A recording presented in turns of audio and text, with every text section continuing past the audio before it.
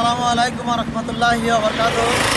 বন্ধুরা, যে যেখান থেকে ভিডিওটি দেখছেন লাইক কমেন্টস করে শেয়ার করে দিবেন। চলে আসলাম হাটুভাঙ্গা টাঙ্গাইল মহাসড়কে। এই রাস্তাটা চলে গেছে এদিক থেকে সাগর দিঘি দিয়ে, ওদিক দিয়ে আপনার ময়মনসিংহে চলে গেছে রাস্তাটি। তো আমরা আছি বংশাই নদীর একটি ব্রিজে। এই নদীটা এক সময় অনেক বিশাল বড় ছিল, আজকে নদীর পরিমাণ সংকীর্ণ হয়ে গেছে। আগের মতো বিশাল নদী নাই, নদীটা খুবই ছোট হয়ে গেছে। তো এখন নদী পথে মানুষ যাতায়াত খুব কমই করেন। তো সাধারণত মানুষরা সরল পথেই যাতায়াত করে থাকেন।